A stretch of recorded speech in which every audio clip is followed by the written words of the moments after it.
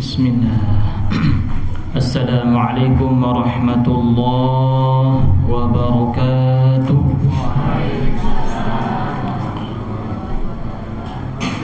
Anak-anak ustaz ada yang jawab. Assalamualaikum warahmatullahi wabarakatuh.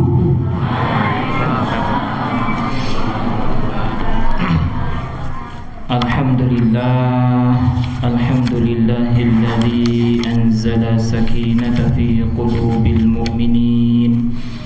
Ashhadu an la ilaha illallah al-malikul haqqul mubin, wa ashhadu anna Muhammadan abduhu wa rasuluh shadiqul wa'dil amin. Allahumma salli wa sallim ala sayyidina Muhammadin wa ala alihi wa ashabihi wa man tabi'ahum bi ihsanin ila yaumiddin. Qala Allah ta'ala fil Qur'anil Karim, a'udzu billahi minasy syaithanir rajim. Bismillahirrahmanirrahim.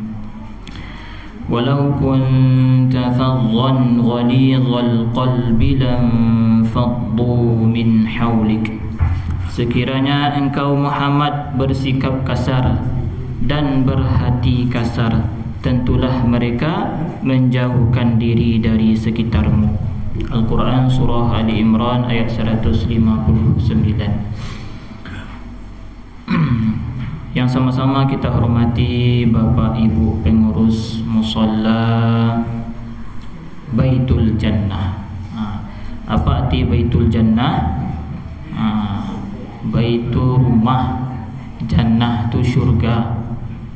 Jadi semoga kita yang berkumpul di sini termasuk dari hamba Allah yang dikumpulkan di syurga Firdausnya kelak. Amin ya rabbal alamin. Alhamdulillah, bersyukur kita kepada Allah Subhanahu wa taala dengan mengucapkan alhamdulillah. Karena tugas kita sebagai hamba harus banyak mengucapkan alhamdulillah. Alhamdulillah, kita semua masih Allah berikan untuk berkumpul pada malam hari ini. Alhamdulillah. Sedangkan saudara kita yang ada di pesisir selatan, mungkin sedang ditangi kini ibu, pak. Mungkin awak akan mencari dia piuk masing-masing apa yang terjadi di pesisir selatan. Apa tu pak? Banjir bandang, longsor, tempi masjid, sehingga mereka tak bisa salat 5 waktu di masjid lain. Lu salat tarawih. Awak kini menikmati selai basi bagi pihangin tarang. Masya-Allah, hendak dia kesumbayang. Cara apa je Allah mengingat awak leh untuk bertobat kepada Allah. Kembali kita mengucapkan alhamdulillah. Kita doakan saudara kita yang ada di pesisir selatan, semoga Allah mengampuni dosa-dosa mereka, Allah angkat kesusahan dan musibah yang ada di sana. Amin ya rabbal alamin. Bersalawat kita kepada Rasulullah sallallahu alaihi wasallam dengan ucapan Allahumma salli ala sayyidina Muhammad wa ala ali sayyidina Muhammad. Al-bakhilu alladhi man dzukirtu falam yusalli alayya, kata Rasulullah sallallahu alaihi wasallam. Orang yang bakhil, ya, sebakhil-bakhilnya orang atau sepelit-pelitnya orang adalah orang yang apabila disebutkan namaku ia enggan berselawat kepadaku. Itu orang pelik kariang untuk kata Rasulullah. Mengucapkan sallallahu alaihi wasallam saja tidak nama. Itu orang pelik tu. Makanya kita harus mengucapkan salawat kepada Rasulullah sallallahu alaihi wasallam apabila nama beliau disebutkan. Bapak Ibu yang dirahmati Allah Subhanahu wa taala, adapun amanah yang diberikan kepada kami pada malam hari ini yaitu berjudul peran muamalah dalam kehidupan bertetangga dan bermasyarakat. Sebagai makhluk Allah, makhluk yang sosial, makhluk yang membutuhkan satu sama lain, tentunya kita haruslah bersikap sebagaimana sikapnya yang dicontohkan oleh Rasulullah sallallahu alaihi wasallam dalam berkehidupan sosial beliau dalam kehidupan sehari-hari. Karena tidak ada lagi contoh yang lain yang lebih bagus dan yang lebih baik melainkan contoh dari Rasulullah sallallahu alaihi wasallam dan para sahabat radhiyallahu anhum, serta diikuti oleh para ulama dari tabi'in, dari tabi'in sampai tabi'ut tabi'in. Itu adalah contoh mulia bagaimana kehidupan mereka bersosial dalam kehidupan bermasyarakat maupun bertetangga. Sesuai yang difirmankan Allah Subhanahu wa taala yang kita bacakan tadi, a'udzu billahi minasyaitonir rajim, bismillahirrahmanirrahim. Walau kunta faddan ghalidhal qalbi lam faddu min hawlik. Sekiranya engkau bersikap keras dan berhati kasar, tentulah mereka menjauhkan diri dari sekitarmu. Bu, oh bu, oh ya Pak Ustaz. Iya. Tadi apa cerita belakang tu bu? Tadi kami makan kolak, tambah makan nasi, matu tekan tu Ustaz ke ceramah. Pak cerita lagi Ustaz menyanda si kami kalakang lain. Nak ada bu. Iya. Bapak Ibu yang dirahmati Allah Subhanahu wa taala, lalu bagaimana ciri kehidupan Rasulullah sallallahu alaihi wasallam dan para sahabat dalam kehidupan mereka bermuamalah dengan tetangga dan masyarakat? Dalam kitab Riyadhus Shalihin tercangkup semuanya. Walaupun tidak semuanya, ada beberapa poin yang dicakupnya, yaitu berhubungan semuanya tentang adab. Apa bu? Adab. Apa usawaknya itu? Adab bu, bukan adam. Pakai B bu, adab. Kalau dalam Quran kan adab, ada qalqalahnya. Beradab. Jadi Rasulullah sallallahu alaihi wasallam baik dalam keluarga, dalam tetangga maupun dalam masyarakat mengutamakan adab beliau kepada sesama. Masya-Allah, tabarakallah. Contohnya difirmankan tadi, andaikan engkau bersikap kasar dan berhati keras, tentulah mereka menjauhkan diri dari sekitarmu. Jadi Rasulullah SAW adalah orang yang berkata lemah lembut. Itu yang pertama bu. Apa yang pertama bu? Berkata lemah lembut. Tak ada menyerangkan kayak awak dong. Makan. Dong tak ada bu. Berikan kabar gembira dulu kepada orang lain. Wakhfid janahaka lil mu'minin, kata Allah, dan rendahkanlah hati engkau terhadap orang-orang yang beriman. Jadi tetangga ini memiliki hak yang luar biasa bu. Baik kita berhubungan saudara atau tidak dengan beliau, apakah kita kenal atau tidak dengan beliau, apakah satu agama ataupun tidak, mereka memiliki hak masing-masing yang wajib kita junjung tinggi dalam kehidupan sosial bermasyarakat dan bertetangga. Diceritakan suatu hari pernah Rasulullah SAW waktu baru menikah dengan Sayyidah Khadijah radhiyallahu anha. Jadi kalau ketika kita menyebut nama sahabat yang laki-laki, kita ucapkan radhiyallahu anhu. Kalau perempuan, radhiyallahu anha. Ini adab nih kepada sahabat. Kalau rame-rame, radhiyallahu anhum. Begitu juga dengan Rasulullah sallallahu alaihi wasallam. Kalau dengan ulama, rahimahullah, semoga Allah merahmati beliau. Jadi baru pertama kali Rasulullah ketika berumah tangga dengan Khadijah radhiyallahu anha, beliau tinggal di kompleknya Khadijah radhiyallahu anha. Ternyata di sana kompleknya elit. Berkata awak nak belancak komplek di Padang Kopak. Ya orang kayu sisinya. Ternyata di sini, di situ juga ada Abu Lahab, Abu Jahal dan orang kafir Quraisy lainnya yang kaya-kaya semua. Karena Khadijah orang yang termasuk perempuan paling kaya di kotanya waktu itu. Saking bencinya orang kafir kepada Rasulullah SAW, setiap pagi mereka membuat ansarok, dikumpulkan sampah di atas di muka rumah Nabi, dilumbuat banyak-banyak. sehingga tidak ada cara lain atau jalan lain untuk melangkah kecuali harus menginjak sampah tersebut. Harus pijak saruk tu pak. Kau masak di dapur kan, saruk bawang, perlu macoy nak. Tak ni muka rumah Nabi sallallahu alaihi wasallam. Tapi bagaimana tanggapan dari Rasulullah sallallahu alaihi wasallam kepada orang kafir Quraisy tersebut? Nabi sallallahu alaihi wasallam tabasam, senyum, mengamik. Kalau awak ni tak senyum tu bu, macam lihat saruk di muka rumah awak. Bu, oh bu, di atas tetangga bu saruk saung buat gadang di muka rumah, telok je ibu senyum baru. Lai, alhamdulillah. Lai sudah tu garutu nak bu. Siya nak macam saruk si koko. Senyum je tapi gigi bersatu. Nak bu. Sapu tangan cik. Rasulullah sallallahu alaihi wasallam senyum. Apa kata Rasulullah kepada orang itu? Dan mereka melihat bu, bacalian Rasulullah, apa tindakan Rasulullah kepada mereka. Nabi senyum. Apa kata Rasulullah? Beginikah cara kalian bermuamalah dengan tetangga? Oh, itu aja Rasulullah. Apa kata Rasulullah bu? Sebuah pertanyaan, beginikah cara kalian bermuamalah dengan tetangga?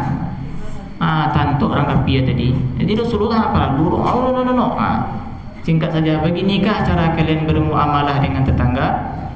Masya Allah, Rasulullah sallallahu alaihi wasallam memiliki hati yang lapang, bersenyum. Itu yang pertama, hati Rasulullah sallallahu alaihi wasallam kepada tetangga dan kepada masyarakat sekitar memiliki hati yang lapang dan berkata baik. Ada hadis dari Rasulullah sallallahu alaihi wasallam dari Adi bin Hatim radhiyallahu anhu, beliau berkata, Rasulullah sallallahu alaihi wasallam bersabda, "Ittaqun nar walau bisyiqqi tamratin." Ittaqun nar walau bisyiqqi tamratin. Takutlah kalian terhadap neraka walaupun dengan bersedekah separuh butir kurma. Bu, oh bu, yoi. Apa tadi bu? Jadian sila Ustaz Nabi tadi mah. Masya-Allah. Takutlah kalian terhadap neraka walaupun bersedekah dengan separuh biji kurma. Cik atau separuh bu?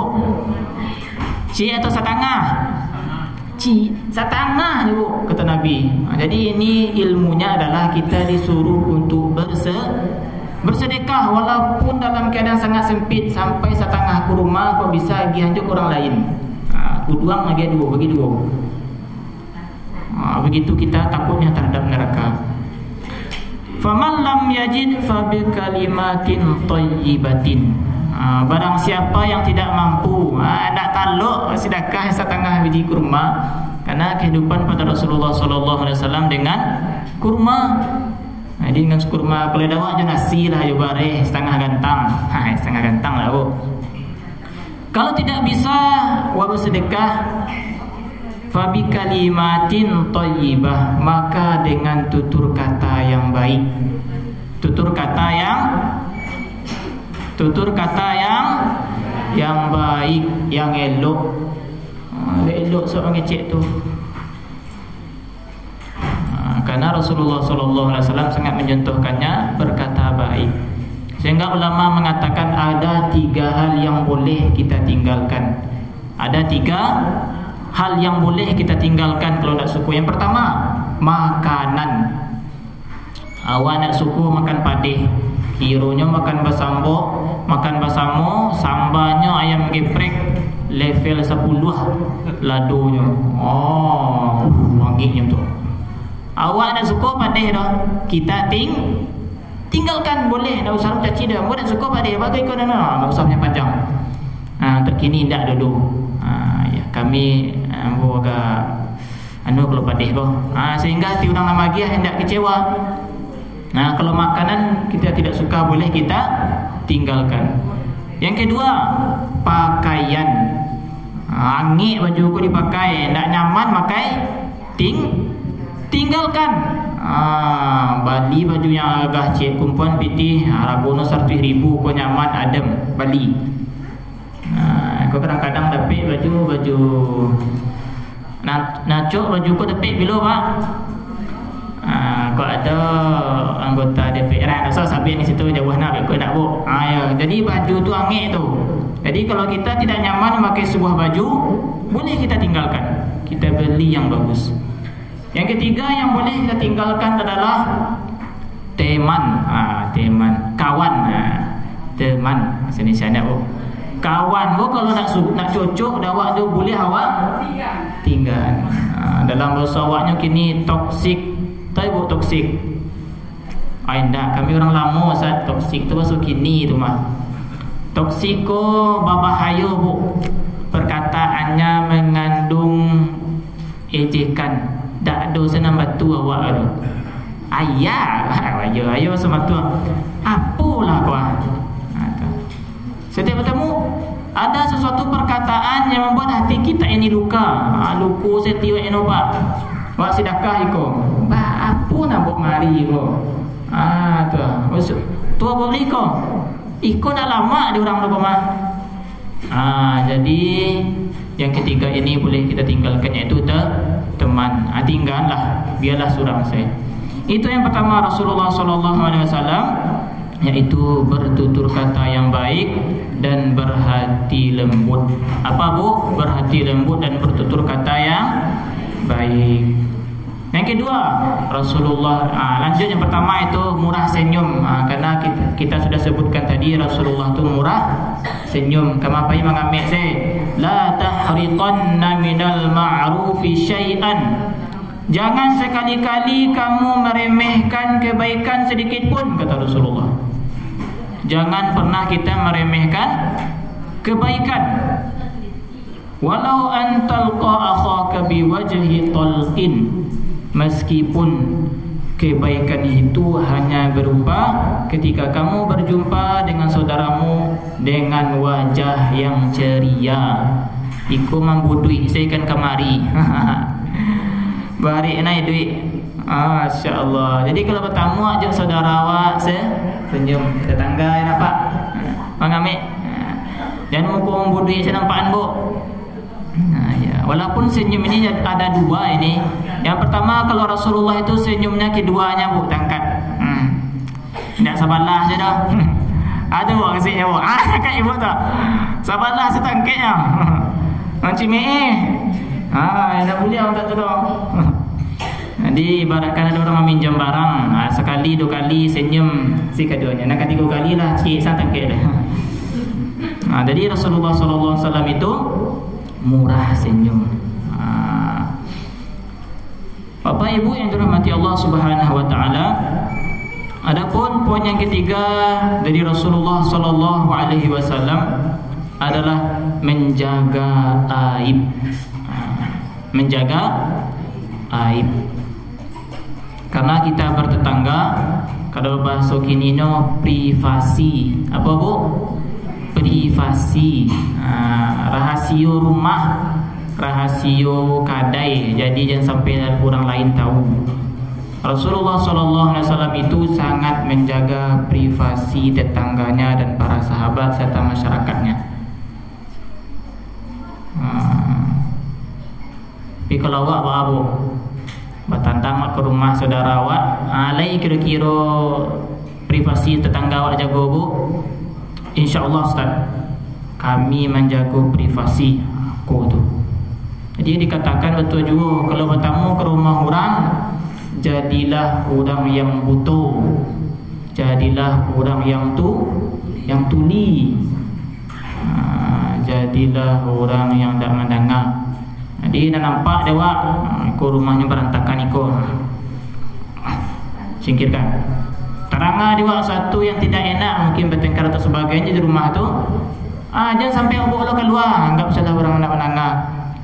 Kalau dawak kini babu, mungkin cek lah ibu-ibu. Makasih ambo nak berbunjang lo kau. Kan ikut awak nak bu, ambo nak berbunjang. Tapi rumah Syano tu masuk ambo. You mana? Di Jawi lah panjang tu, tok. Iyo petang tu no. Tu halai. Situ adulah. Situ lo rencana. Jadi kalau kita bertamu terhadap tetangga kita, usahakan jaga privasi rumahnya. Apalagi rumah tangga awak, jangan sampai bila orang lain. Rumah tangga orang saya awak jago, apalagi rumah sendiri. Nak usah awak cerita ke orang lain, cukup diri kita yang tahu. Sampai-sampai berbuat baik kepada tetangga ini, langsung Jibril yang mengatakan, mazala Jibrilu ausini jarun, kata Rasulullah SAW. Malaikat Jibril senantiasa membisikkan kepadaku, berwasiat kepadaku, ingat tetanggamu, berbuat baik kepada tetanggamu. Sampai Rasulullah SAW mengatakan, tetangga ini berhak mendapatkan warisan. Saking acuhnya Malaikat Jibril alaihissalam mengatakan, ingat tetangga. Yang Muhammad SAW, ingatlah tetanggamu. Tapi walaupun tetangga kau tidak berhak mendapatkan harta warisan, jadi kalau kita bertetangga ini haruslah selalu bersikap baik. Tuh. Lalu apa ancaman bagi orang yang tidak berbuat baik? Rasulullah SAW bersabda, "Iku kaji ikulah cuk andanga atadruna man muflis." Tahukah kalian orang yang bangkrut, kata Rasulullah? Orang yang bangkrut. Al-muflisu fina ma la dirham lahu wa la mata, kata sahabat. Orang yang bangkrut adalah orang yang tidak punya dirham, tak ada biti, wala mata, tak ada perhiasan dunia. Itu orang bangkrut tu.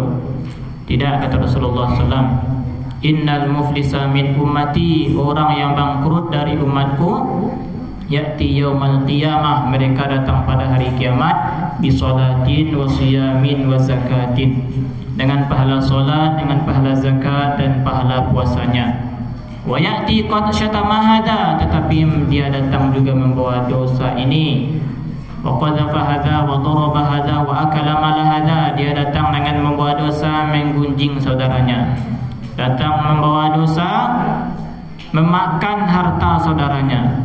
Datang membawa dosa, memukul saudaranya. Jadi Allah buatlah sebuah persidangan, orang yang terzalimi dan orang yang berbuat zalim, dengan pahala solat, zakat, puasa. Jadi mereka ni lai solat, lai puasa, lai zakat, soleh, apa lain yang tidak. Auzubillah subhanahu. Ya Allah, dia telah memukul saya, biar kebaikannya daripada salat lagihan. Ya Allah, ketika di rumah dulu dia ambilnya haratu ambo, bacaronya nampak merek bareh. Jadi kalau orang kampung dulu kan betul lihan tu bu. Contohnya AB karung bareh, kiranya nampak dia ambo di rumahnya nama karung tu nama ambo. Jadi dia ambilnya bareh ambo, ambil pahalanya agen ke orang tu, kiranya habis pahala salat, zakat, puasanya tadi. Orang yang dizalimin masih banyak.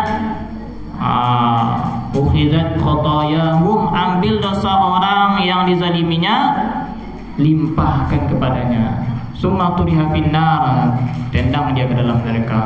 Na'udzubillah summa na'udzubillah. Bapak Ibu yang dirahmati Allah Subhanahu wa taala, yang terakhir yaitu kalau kita berbuat baik sesama tetangga, maka Allah Subhanahu wa taala berfirman, walau anna ahlal qura amanu wattaqau lafatahna alaihim barakatin.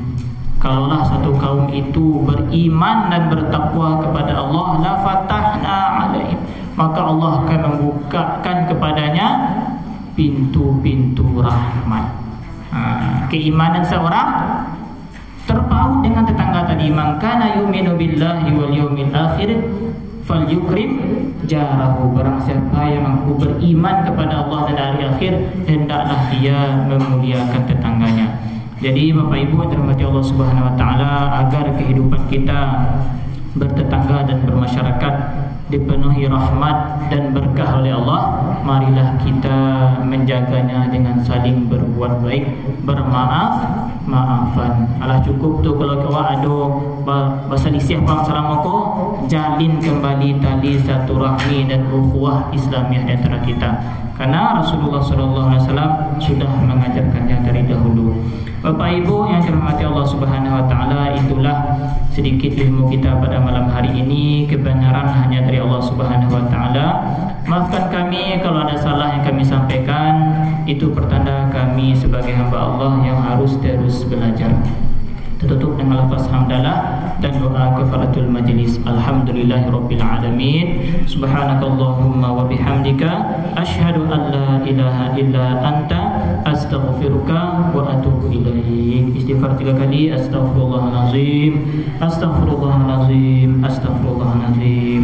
Terima kasih banyak atas kesempatan yang diberikan. Mohon maaf atas segala kekurangan.